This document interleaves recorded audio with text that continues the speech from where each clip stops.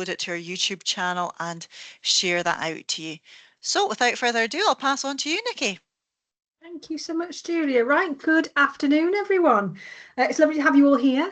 I'm a bit slow on the uptake. I thought this was your first week back, but as Julia and Jim have kindly filled me in, it's not, it's your third. So you'll be nicely jaded by now, I'm sure. But welcome back all the same. So we are going to be running the refresher training this afternoon. For those who don't know me or don't recognise me, my name's Nikki Kimball. I'm one of the educational consultants at Just2Easy, teacher in a previous lifetime, and I run the majority of the online training and live lessons. So let's have a little think about the session today. I am going to aim to finish at 4:30. So I'm going to try and be strict with myself this year. That's my my new school year aim, to be a bit stricter on timekeeping. Now, questions can be asked as we go along. I've got some very capable helpers in the background with Jim and Julia, who will probably be able to answer, I would say, 95% of the questions. Anything they can't answer, I'm sure they will either sort of unmute themselves and ask me, or we will cover it at the end. So collectively, we will answer all of your questions. I'll also deliver a Q&A session at the end of the training. So if there is anything at the end of the training that you think, I just don't know how that works, you can pop that in the chat as well. Okay, I do have the chat open on my second screen, so I am able to see sort of questions as they come up. Now, in terms of today's session and actually what we're going to cover, so we did sort of plan this as a refresher training, but I am going to go back to basics as well. So I am going to look at how you can access Just2Easy and the Launchpad basics and support that's available in the teachers area. So I'm sorry if that's already stuff that you know, but we just thought we would cover all bases in terms of making sure that even new users will be able to come away with something this afternoon. Then I'm going to delve more into the Just2Easy tools as a whole. So we're going to look at how you can set up teaching classes, which can make your teaching life a little bit easier. We're looking at how you can generate QR code logins for your pupils, so how they can use those to scan, login, especially useful for anybody that's working lower down the school. I'm just going to give a little quick tutorial about how to share and monitor content, so how you can view your own files and how you can view pupil files, which is very important, being able to sort of keep an eye on what's going on in a pupil's file. Then we're going to cover what you're probably all here for, and that is J2 Journal and Parent Portal. So how to create a journal, how to set up your parents, and what the parents are able to see when they're in the Parent Portal. And as part of that, I'm also going to cover J2 message, so sending a message to your parents. And hopefully, if I've got any time after all of that, I am going to look at the resource library. So these, we have about 3,000 resources in the library. So they're really useful pre-existing activities that you can just set for your pupils. They're great if you're brand new to the site and, you know, want a little bit of inspiration as well. And then Q&A session at the end. Okay. Right. We'll start from the beginning. So what is the tool suite? We are a cloud-based system. We have various tools, both for pupil creativity, and that really was our bread and butter and still is. So things like JIT and J2 Create for the children to create their own digital content. We've also got various teacher tools, so things like J2 Homework, the resource library, J2 PDF, and the blast games. They're all very useful teacher tools. And then we've also got our parent tools, so our parent portal, which provides parents with a window into their child's learning, and we're really going to sort of look at that in a bit more depth a bit later. So all the tools work on any device. That's how they're designed. So Windows, Mac, Chromebooks, iPads, hopefully whatever it is that you've got and you're using in school, they will work. The tools include an easy drag and drop file, cloud-based file storage with unlimited capacity. So that is called your My Files area. So every user has a My Files. And files can be added, shared, collaborated with any user in school and externally. Okay. Now, in terms of logging into Just2Easy, we are available in your My School area. My School? I feel like that's not the right. Your Glow Launchpad. I feel like I'm confusing Northern Ireland and Scotland here. I do apologise if I am. So in your Glow Launchpad, there should be a tile for Just2Easy. So that is the one way that you can log in. You can go directly to J2E.com. Okay, and you can use the glow button there to log in and use your glow credentials. So that is possible for both pupils and for staff. Now we've also, for pupils, got these QR code logins, and we've actually got two variations of this. We've got one printable version, and a version that you can put up on your board as a teacher, and the children can hold their devices up and scan. So I'm going to talk about how you can do that. So those QR codes, you can either open up the device camera, okay, and just scan it, and a little URL will pop up, and you can click the URL, and that will log the student straight in. So no need for a username, no need for a password, which I know is a huge pain point, especially for teachers of younger children. And some of those usernames are just, wow. So they're clearly made by someone that's never taught a 5-year-old in their entire life. The alternative, other than using the camera, is you can go to j2e.com or open our app, and there is a QR code button that they can click, and that will open up the camera.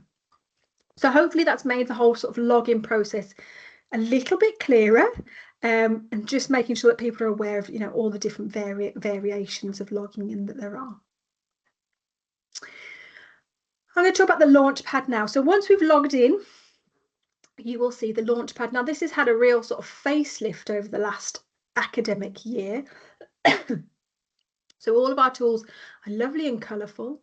And this is what our Launchpad looks like. Okay, and your Launchpad will look pretty much identical to your pupils' Launchpad. So that's really nice in itself, because, you know, you can show pupils where things are, and yours as a teacher doesn't look any different to the pupils.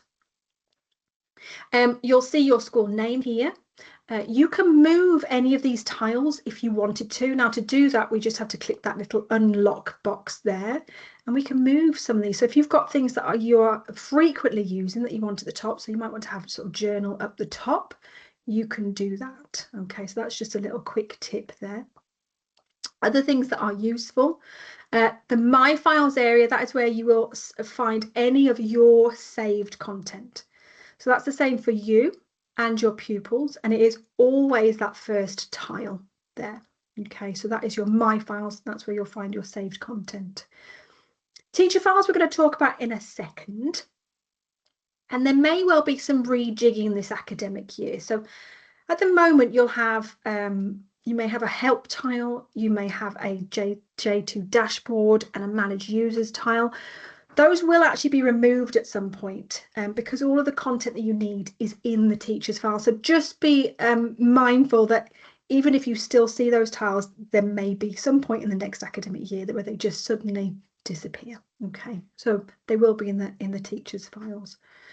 Other things, your settings for your own account are up here, so we can click, and we've got our My Settings, so we can do things like changing your own password, changing your site language, changing your avatar if you wanted to, and that's the case for the children as well. We've also got our notification centre, so this was new in the last academic year, and this is where you'll see things like new comments for J2 Journal, submissions for Journal, so you can see new entry for review there, homeworks, so if a homework was created and if a homework was completed, so if you are using homework, that's an option. There are message notifications as well. Okay, so those are there. That's what that little sort of bell comes up with. And I think, oh, and then lastly, we've also got the upload button. So if you did want to upload content from elsewhere, I'm not naive enough to think that Just2Easy is the only tool that you possibly use. So that's really useful. You know, if you've got any sort of PDFs that you're using, Word documents, PowerPoints, Google Slides, you can host them in Just2Easy, and you can just click that upload button. It's very simple. Click the choose files, and that's going to sort of open up into your hard drive. Okay, so that is how you can upload content. That's a question that we often get asked. Lastly, I promise this is lastly, the library. So again, this is something that often sort of gets missed or overlooked. That library is really useful. That's got those 3,000 resources in it. And that's where you can access that. I think because it's not one of these tiles, people sort of assume that it's It's not a tool, but it is. Okay, so please, I will showcase at the end of the session if I get chance, but that is where you'll find the library resources. Okay, I'm just going to touch quickly on the teachers area. So this is brand new. I think we released this in April or May. And this is fantastic. So it is a one-stop shop, essentially, for anything to do with Just2Easy. So if I click on my teachers area, okay, you'll see here we've got the get started. So if you are brand new to the site, which I'm sure there's probably a couple of you out there that, you know, this is the first year that you're really sort of investing in Just2Easy, that's a great place to start. So we have got various videos that you can access. So intro for early years and intro to the tool suite, and the parent portal intro. There's some help articles there as well that are specific for Glow. So things like logging in with Glow. Dear me. You can access that, and that will come up with a help article, and some information on all of these tools. And of course, our Facebook group, which is becoming ever popular. So that's where you can sort of get started. We've got what's on. So that's where you will find all of our training and live lessons. So live lessons are gaining traction massively, to the point where we've gone from delivering one per month. We're now delivering one per week. And I actually think I've had some feedback with teachers that would love to have 2 a week. So whether that's something that we ramp up a little bit, but you can see here we've got live lessons starting on the 18th of September with an all about me. And you can find more information on the event details. So those are all free. You can book on those. So we've got one training session for teachers after school and one live lesson. Those are always Thursday mornings at 9:30. Now, if you can't make those, don't panic. We record all of our training and all of our live lessons, and those are available on our YouTube channel. Okay. We've also got easy fundraising. So this is a great way of gaining some funding for technology or computing in your school, and you can do, there's some information on there. That's where you'll find the dashboard, which we'll look at in a second. Help articles. So I've redone all of these, I've rewritten all of these step by step. So if you want to know how to use JIT or J2 Create or J2 Journal, pop in there, type out what you want to know, and it will come up with a help article. And then last but not least, we've got our 15-minute video calls, which are really popular now. So you can book with myself or Charlie, and we've even got sort of evening and weekend sessions. Not for a second saying that you should book them, but I know what it's like. You know, it's not a 9-to-5 job. So that is an option for you. You know, if 7 o'clock at night works for you, you can book an appointment with us. Okay, so that's your teachers area. So hopefully, to help you sort of integrate this system throughout the academic year, you've got all the help and support there that you could possibly need. Right, I'm going to talk about setting up teaching classes. Now, you are what we call a managed service over there in Aberdeenshire, and by that we mean that we, as a system, pull all of our data from Glow. Okay, so if you look in Glow, your classes aren't right, that generally means that the data that we're receiving from Glow is incorrect. Okay, but all of your registration classes are set up, and that is brilliant, because it does save you, if you're an IT lead or a computing lead, that will save you a huge amount of time every September creating new users and making sure the classes are up to date. It is a huge investment time wise, so you're very lucky that you've got that already set up. However, there are times where you think, do you know what, I need a little bit more flexibility in being able to set up a group, for example. So I often give examples such as your spellings group. So you might have your 30 kids, but actually I've got 10 kids that are working at a certain level, 10 kids that are working at another certain level. And it would just be helpful for me to have those table groups or spelling groups. And this is where this will support this. We also had, we were out training in Northern Ireland last week, so we had quite a few very small schools that were working with composite classes. They'd have a year 1, 2, 3 class, but actually they wanted groups that were specific to the years. So they wanted a year 1 class, a year 2 class, a year 3 class. And this is where this would be very useful. Okay, so this is done through Dashboard. Now I am going to run through this fairly quickly, and the reason for that is that we do have videos on everything I'm going to show today. There is a video on our YouTube channel that you can refer back to, and there's a help article on this. Okay, so those are available in your teachers area. So J2 Dashboard, it may be on your Launchpad, but more than likely it's going to be in your teacher's area. Okay, and there is our J2 dashboard. So don't panic if it looks like it's disappeared. Okay, we've got various different tabs here. So we are going to look at some of these tabs in a bit more depth later, but we're going to go to our classes tab. Okay, and you'll see here the green folders are our registration folders. So those are your groups that your children are registered in. So traditionally that will be your 30 kids if you're working in a big school. As I said, if you're working in composite classes, that might be your P1, P2 class. Okay, and you can use this little arrow here and you can see which children are in that particular class. As I said, with the registration classes, if there are any inaccuracies, if there's anything missing or any children that are in the wrong class, that's something you would need to update in Glow. And then we will synchronize within sort of 24 to 48 hours of any changes being made in Glow. So just bear that in mind, okay? But so we can't change anything in those green classes. But what we can do is set up these either smaller or bigger purple classes, okay? So these are our teaching groups, okay? So you can see there I've got digital leaders or my spelling group or my chess group or whatever it is that I want to create. So to create this, we're going to click on this plus button here. Now I've got the option for registration class or teaching class at the top. It's more than likely that you as a managed service, you don't have these buttons at the top. You just have class name. And don't worry, that just means that you are creating a teaching group. Okay, and I'm going to create my chess club. Okay, so I write my class name, I click OK. And if I scroll down, you can see there, my chess club is ready to go. I've got one person in it, and that is me. Okay, so I'm going to use this little drop down menu here, and that's going to open up. It's going to show me I'm the only person in there.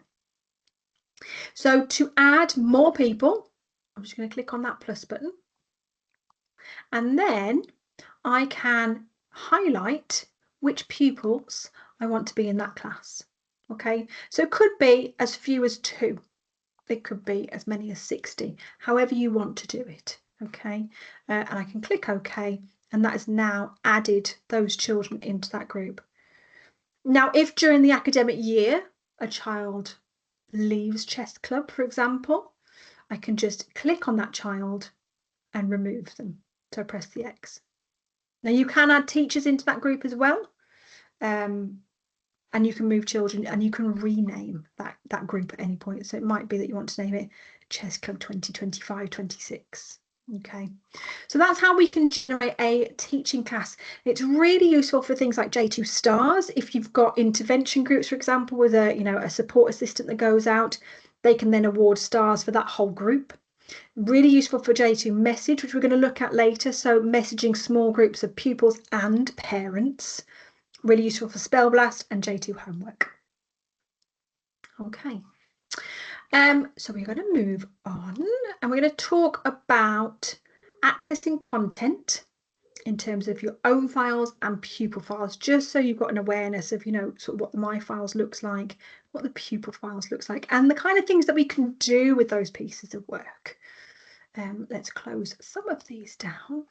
Okay, so pupil files may well still be a button on your Launchpad, as I've said, that might disappear. Don't panic if it does, because we can click on My Files, and this is going to show me all of my work that I've saved as a user eventually. Apparently it's on a go slow. There we go. So this is all of my work as a teacher, okay? But you'll notice along the left-hand side, we've also got the pupil files. So that's how we can access our pupil content. So if your pupil files button disappears, don't panic. But just to show you, we can kind of scroll through our My Files. We've got our keyword search at the top. Now, what I like about our keyword search is it will search through the file as well as the file name. So if I look for database, for example, That's going to show me not only things that I've named database, but also files that have database mentioned in them, which is really useful for the younger children. You know, if you forget what that file was called, but you know what it was about, you can search for keywords in that manner. And you can also search according to file type. So all of this is really important for the children learning about digital literacy, learning how to, you know, create their own folder structure, being able to search for files, saving, retrieving files. All of these are really important skills that they need to learn. Your My Files will look exactly the same as their My Files. So there's no differences. Nothing's more complicated on yours than it is on theirs. So what you see on your screen is what they will see on their screen. Apart from they'll have obviously their own files, but all of this around the outside will be the same. You do have the option to change the view. So you can view in a list view or a tile view. You can delete, that is your sort of recycle folder, so you can reinstate anything that's been deleted by mistake. And you do have the option to create folders.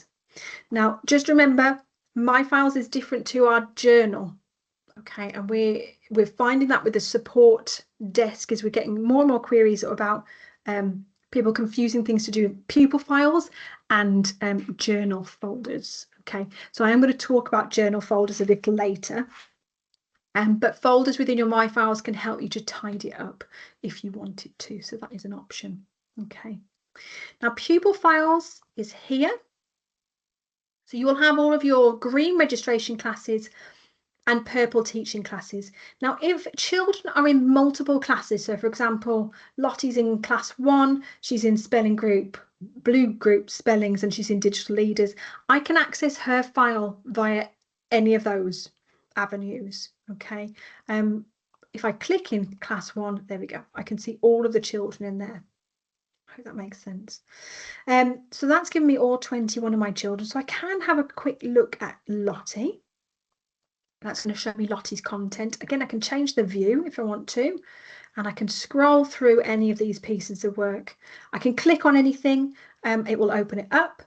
I can also see, so this will be important for later, this column here by, so I can see this is Lottie's folder, but I can also see this is Lottie's parent that's uploaded content. So for any pupils that are using the upload button, that will load into the child's My Files area. Okay, and we can scroll through any of this. If I hover over a piece of work, I've got my little green eye button. If I click that, that gives me lots of different options. So here I can open in view mode, which can be quite nice. I've got QR code. So this is quite an important thing to point out that isn't overly obvious. We can generate a QR code to any piece of work.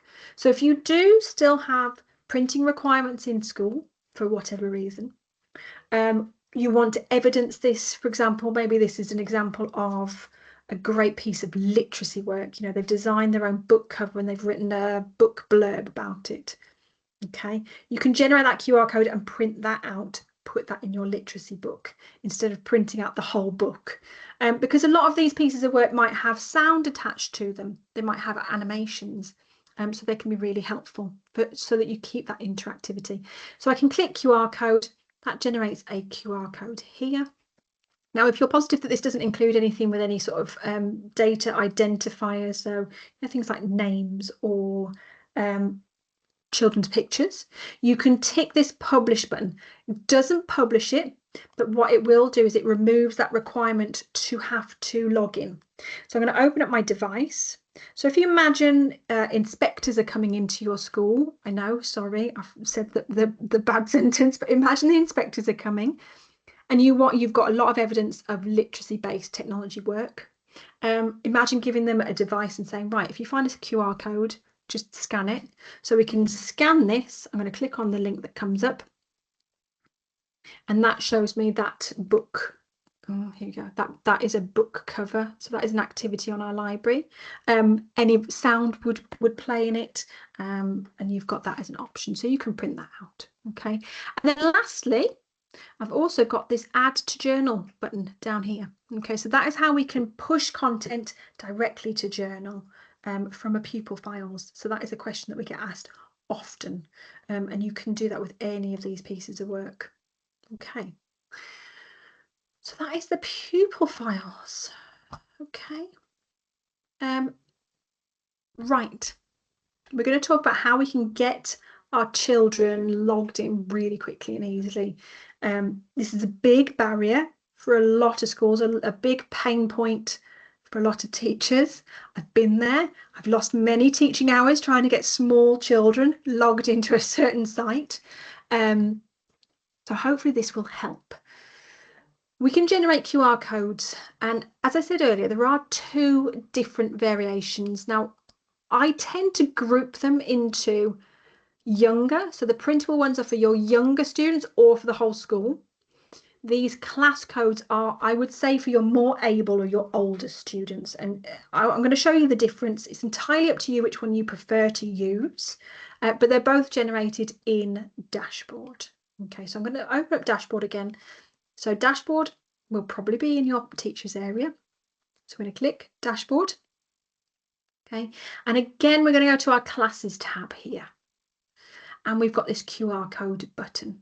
Okay, again, there is a video on how to do this on our YouTube channel, so I appreciate that. I'm probably going to do this a little bit quickly for people.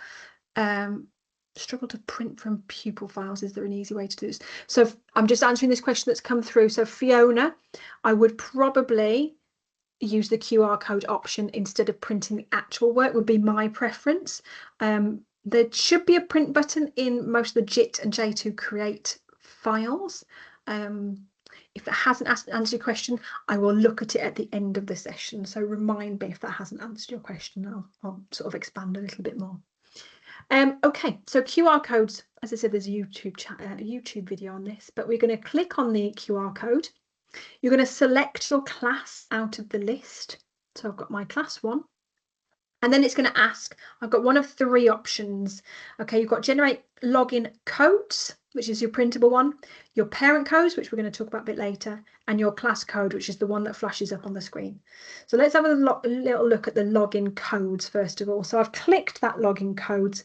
That has given me a printable, permanent, personal QR code for each child. So you'll be able to see the name underneath. We don't put the password on them. If you want to print it out and add the password by hand, that's entirely up to you. It will be their Glow password. I don't really know of many teachers that would do that, but that is an option as long as you keep these safe. But you can print these out and they will stay the same for their entire school career. Okay, so this is the type of thing you could do once. If you are one of those lucky schools where the kids just go up to the next class, they don't, reshuffle the classes. If you keep those QR codes safe, you can just pass them up to the next teacher. So if that's something that you did last year, don't worry about generating these again. You can just give them the QR codes, okay? So they will last year in, year out. Laminate them if you wish. Just be aware that shiny laminates will sometimes interact with the scannability. I feel like that's not a word, but I'm going to go with it. The scannability of the QR code. So you might want to invest in just a few matte laminates. I'm speaking from experience here, but that is an option. Okay, so that is the printable, that is the login codes. Now the alternative is the class code. So I've clicked class code, and this I would keep up on my interactive whiteboard or my panel or my smartboard or whatever it is that you're using. And the children would hold up their device and scan this code, this QR code. Now, the reason I say it's for the older children is generally because they have to then be able to choose their name out of a list. So A, you need to be able to trust them to, you need them to be able to read their own name. And B, you need to trust that they're going to choose their own name and not somebody else's just for the crack. So that is why I generally say that's for the slightly older children. Now, these class QR codes last for 4 hours, okay? So you can keep it up for almost the whole, school day. Once the children are logged in, they should be logged in for I think it's between 4 and 6 hours. It will remain logged in before it auto logs them out. Okay. So those are our QR codes for classes. Now, if you lose one, if a child loses one, or if you have a new arrival, for example, you can generate individual QR codes, and that's done through the Manage Users tab. We can click on the child and then click that QR code. That's going to generate that printable QR code if you need it. Okay, so I don't know how much movement there is between schools, but that's an option for you. Okay, there is a YouTube video on how to do that. That is a very popular thing. Right, we're going to talk about Journal now, which is more than likely why you've joined the training. So Journal, it's about 15 months old now, and we did design it specifically for Aberdeenshire, in fact, and it's just gained hugely in popularity. It came from a discussion with an Aberdeenshire teacher. And it is a great way of collating evidence in a digital portfolio or journal. Okay, you can sort and filter using folders. So we'll talk about the folders in a second. You can comment and review. Anything that's submitted by a pupil has to be reviewed by a teacher, and that will include comments and parental comments as well. Okay, JIT and J2 Create now offer a publish to journal feature as well, which can make it really seamless for pupils to push content. And it is visible within the parent portal. So you can use this on your own, on its own. You don't have to use it with the parent portal. I am going to show you the parent portal a little bit later, but just be aware, both of them can be used independently. So if you want to use the parent portal and not J2 Journal, you can. If you want to use J2 Journal and not the parent portal, you can. I would say best practice would be to use them together. They are designed to be used together, but it really depends on where you are on your Just2Easy journey. Okay, so Journal is here. So we're going to have a quick look at an existing journal. Now, just excuse the amount. I should have tidied this up this morning. I forgot. So we've delivered a huge amount of training in the last week, as you can imagine. So I think I've got about 50 journals, but generally I would have one journal per class, per registration class would be my preference if I was in school again. And the reason for that is it just keeps it really simple for the kids knowing which journal they're posting to. Okay, so I'm going to show you. This is P1, and you will end up with a feed of pieces of work that can be posted by a pupil or by a teacher, and we can structure our journals using folders as well. So if I look at the folders, for example, I've got things like creative writing, so I can tag pieces of work against different curriculum frameworks. I've also got the ability to be able to look at specific users. So I can look at Rosie, for example, and that's going to show me just pieces of work that Rosie's created. Okay, so it's great for further on in the year. Once you've got a fair amount of content in that journal, you're able to then reflect on what's been created, maybe identify some gaps. We can scroll through. Now, just rest assured, pupils and parents will only see content that's tagged by their child. So, for example, Rosie, only Rosie will be able to see the post that she's been tagged in or her associated parent. Okay, if you have tagged an entry with everyone, then obviously all of the parents will be able to see it. If Rosie plus one more, for example, both of those pupils and both associated parents or carers will be able to see that. So we've got Ezra and Rosie. But just rest assured that the parent won't be able to see the name of the other child. They'll just be able to see that. They'll be able to see Rosie plus one more. So they'll know that Rosie's worked on that with somebody else. Okay. So let's have a look at how we can create a journal. So I'm going to click the new journal. Okay. I am going to select a class. So this is where it might be useful with your teaching classes. If you wanted to use teaching classes, I personally will probably stick with my registration classes. So I'm going to choose my class 1, and then I can name that class. So I'm going to call it Miss Kimball's class, and I might say 2025-26, for example, or you might just have, I don't know, NK class, or whatever it is that your class is called and you would like to call it. And then I'm going to click create, and that is going to jump straight into that journal for me, ready to post content into it. So it will kind of stay blank until I've posted content.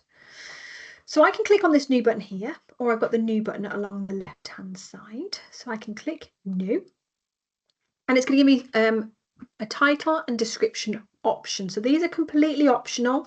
They're very useful in sort of contextualizing a journal entry.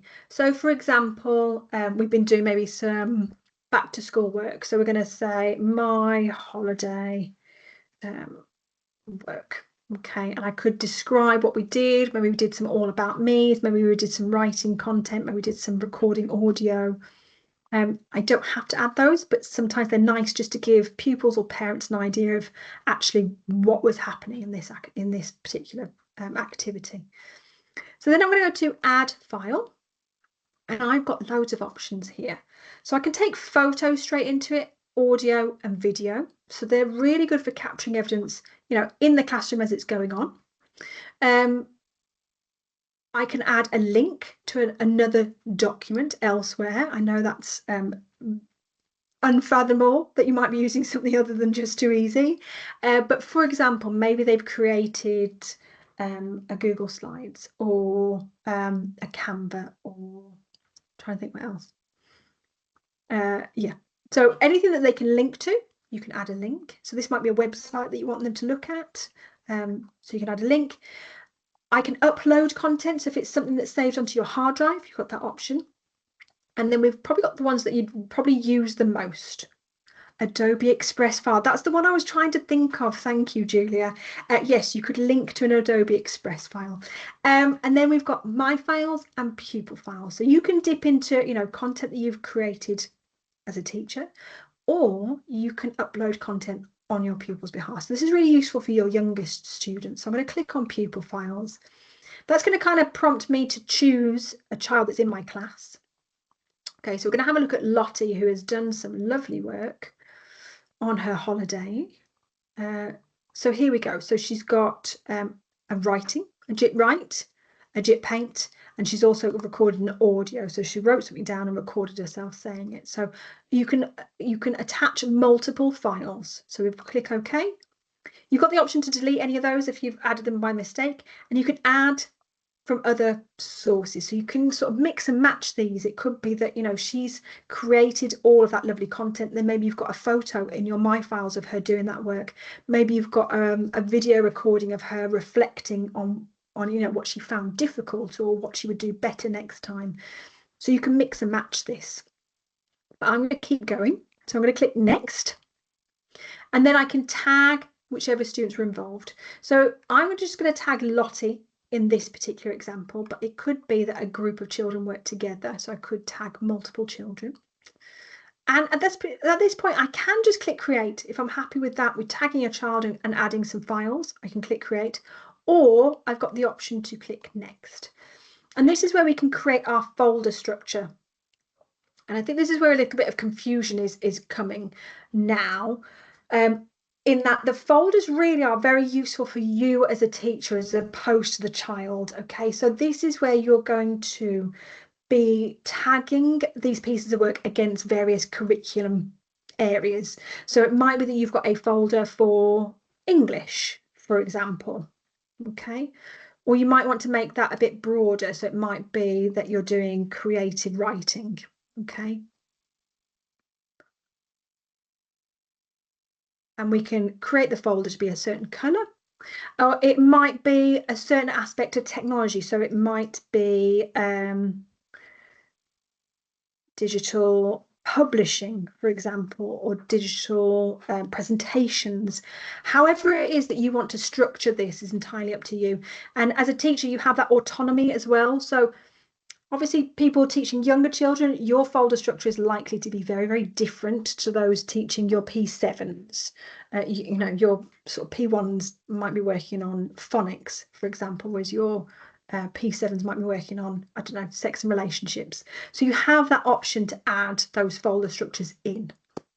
Okay, and we can tag those. I might say, right, she did some creative writing, she did some English, and she's hit those targets. So I'm going to click next.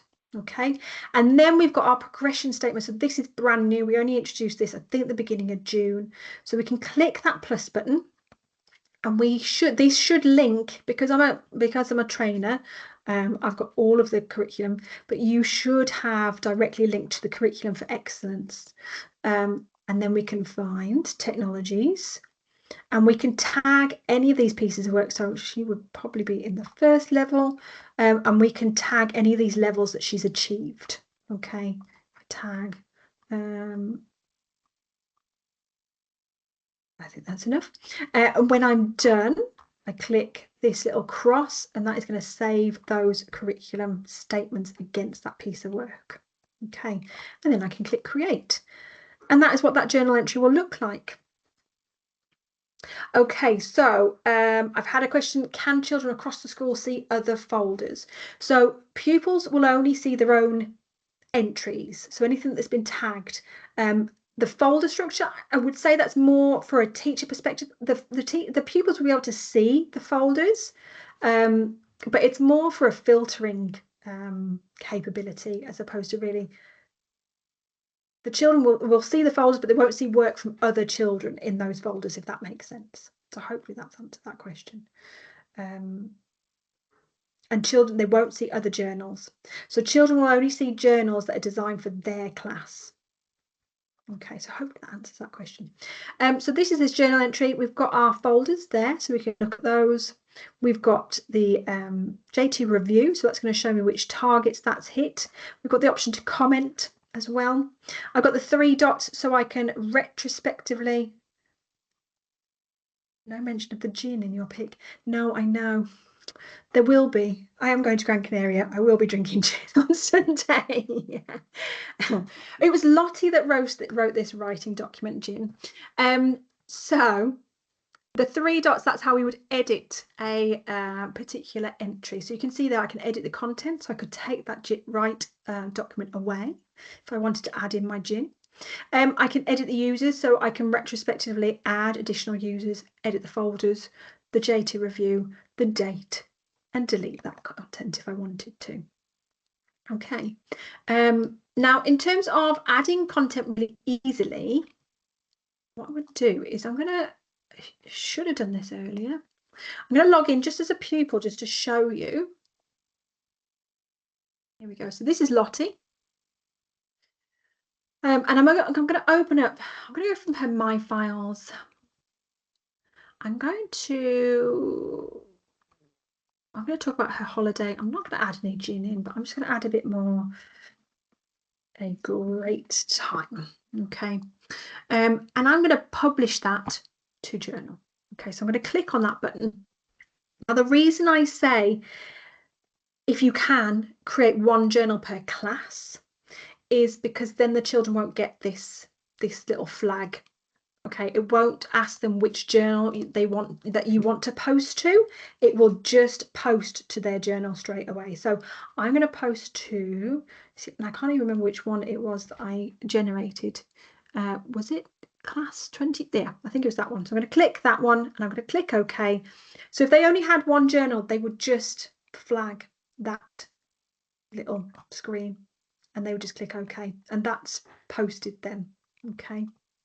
Right, so if I go back to my teacher account and get rid of that, and I'm going to refresh that page.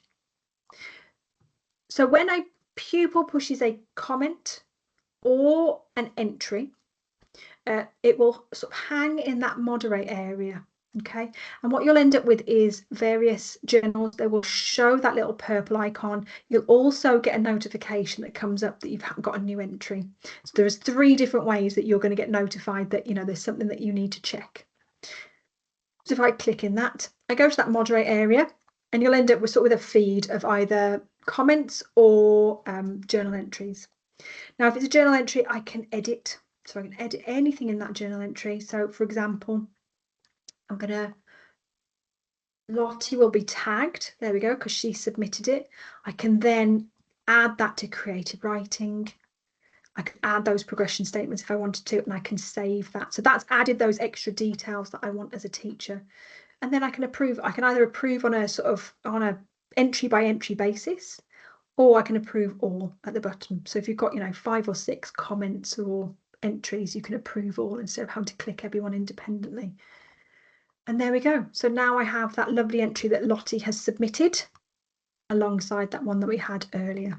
So you're not going to have anything come up that, you know, hasn't been checked by an adult. Okay.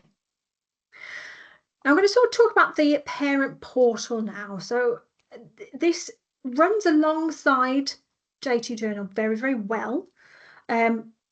Can be used independently if you're not using Journal, and you don't have to use Parent Portal. How I would generally recommend it is if you are completely brand new to Just2Easy, I would say give yourself a term, get the kids and the teachers using it really well, starting to use Journal and post content, and then look at introducing your parents next term or even the summer term.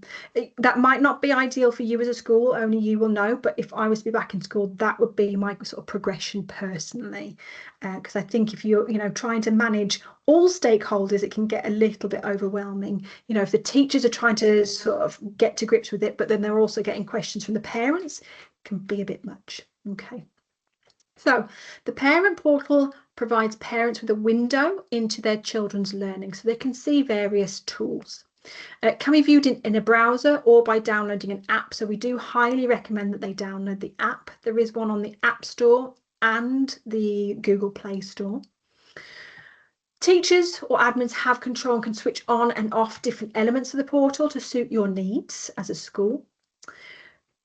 As a school, you invite parents by sending them out either an email link or a QR code. Now, those QR codes for Aberdeenshire, they need to stay in school. So I know a lot of the Aberdeenshire schools are sort of hosting, you know, meet the teacher and then sort of getting those QR codes ready to scan so parents can scan it in person, or just, you know, having it as something that the parents can come into school and scan. They're not to be sent home. And finally, messages can be sent out to classes, groups, or individuals. So this is all the tools that are available in the parent portal. So we've got J2 Message, which can be used for messaging parents, both groups, classes, and individually. And that's actually a teaching tool as well.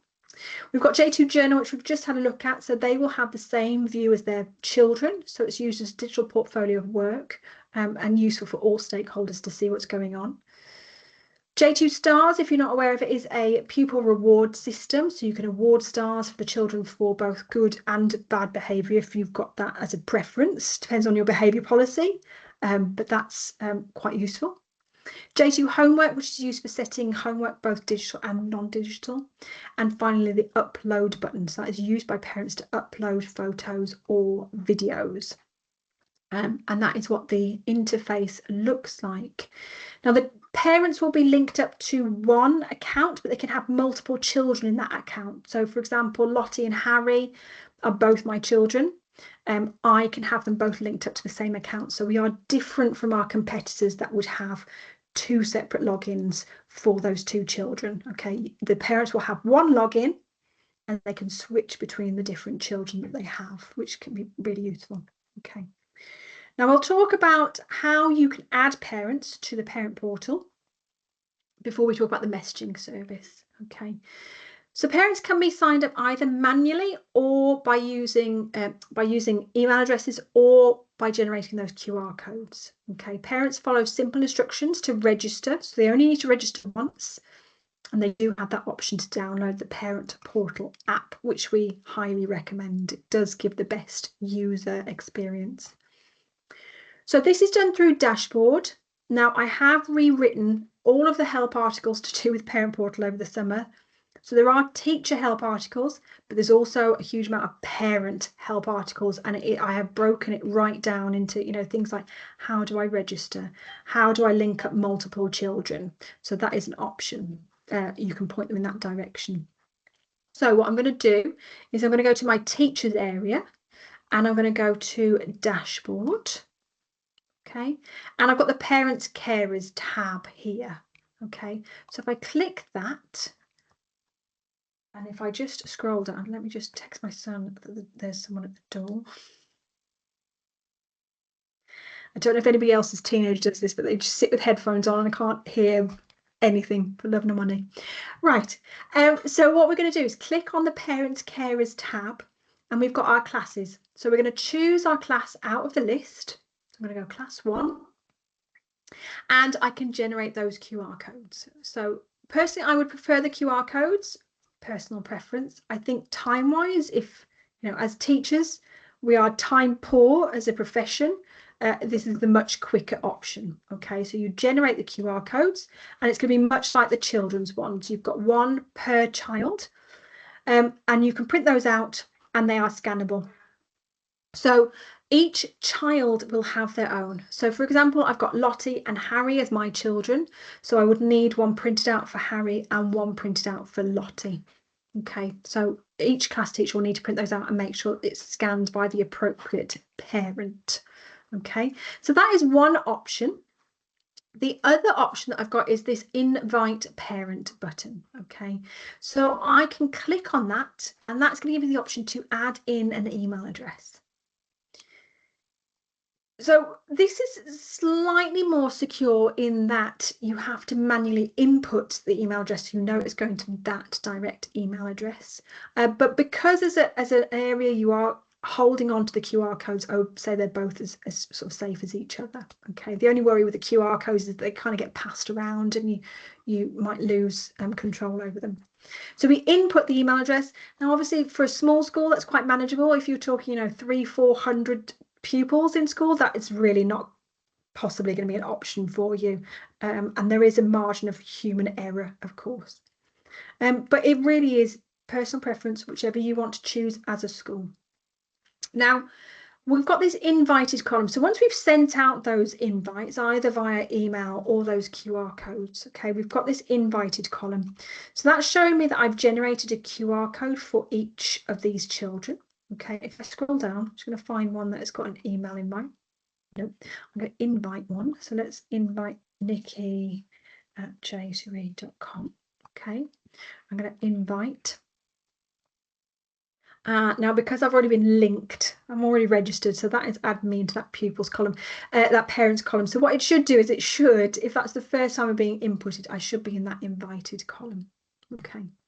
So if I wanted to, if any of these, for example, I can see this parent's now linked up, I can remove access to that QR code just by clicking on that X. So that means that even if somebody got hold of that QR code, if they scanned it, nothing's going to happen. Okay. Likewise, once the parents are linked up, they'll be in this column. Likewise, for example, if David's parent, Nicola Kimball, was inappropriate or, you know, was rude or aggressive in the messaging service, or you just wanted to remove them, you can just press that cross and that is going to revoke access to that particular parent. So you do have control over who continues to have access and how that is accessed at all times. So that is in your parents and carers tab. Okay, and then lastly, the setup side of things. On your setup page, if you scroll down, you do have some options here. So sort of starting from this point here, going down to here, about your parent portal. So you can adjust your teacher's messaging, whether you want that messaging service turned on or not. You can adjust how parents view the journal. So if you don't want them viewing the journal, you can switch that off, and you can adjust whether parents can comment on it or not. You've also got the option to allow parents to view J2 Start. If you're not using that, you can remove that as an option as well. Then lastly, we're going to talk about very quickly about the messaging service, but the J2 message log is there. So you really do need to make stakeholders aware, all teachers, all pupils, all parents, that every message sent in J2 message is logged and visible by teachers, even deleted messages. Okay, so it is important that is added into your acceptable usage policy or your data policy or whatever it is, you know, that is written down. Okay, so let's have a quick look. So that is your parent portal. So J2 message, it's a great teaching tool in itself, great for teaching kids how to communicate online effectively. But I am going to show you from a parent teacher perspective. Okay, so instant messaging from staff to parents. You're in control at all times, so child and parent message can be turned off. And as I've said, there's that downloadable message log with all messages that are logged in there. So just be aware of how you're using that messaging service. You might want to have some guidelines, you know, not sending any sort of staff to staff safeguarding issues or that kind of thing. So just be very clear about what those guidelines may or may not look like. Okay, so J2 message is here. Okay, now along the left hand side, that is where you will find all of your class discussion boards. We've got all of our green ones are our registration classes. We've got our whole school at the top, so you can send out messages to the whole school. And as we scroll down, we've got also our purple smaller groups. So, you know, that's really useful if you've got things like digital leaders, maybe they're going out for a trip, but there's only a small amount of them. You can set up those groups and it makes that messaging service a lot easier. Okay, so that's how we can message groups. You've also got this button here. I'm just going to scroll in just a little bit. The 3 people, those are the individual messages. So I can click on that. And then I can use my search function. So if I want to message Lottie's mom, I can search for Lottie and that's going to bring that up. Now this works the same with the groups and the individuals. So if I click on Lottie, at the moment that's me messaging Lottie one-to-one. Okay, so as a teaching tool, it's quite useful. Underneath, that's where you'll find the parents. So I've only got one parent at the moment, so I can send out a message there just by writing that message. Okay, so I could say, welcome back to school. Okay, I can add attachments. I can add audio files. So if you know that you've got parents that struggle with written or reading, or, you know, written messages, you could record an audio message. And we can format that as well. And so we can send that out. So that is sent directly to that particular parent. Now, if Lottie has multiple parents linked, let's say mum, dad, grandma, grandpa, they will be listed as separate discussion boards and they will stay separate discussion boards. Now we've done that, we sort of deliberated, we've done that because we find there's either one parent that's in charge or there's that kind of acrimonious parent. So these will be separate discussion boards and the parents won't be able to see. So for example, if I message mum and dad, those would be 2 separate messages and they can't see the same message. Okay. So that is our messaging service. And as I said, let's just clear this out.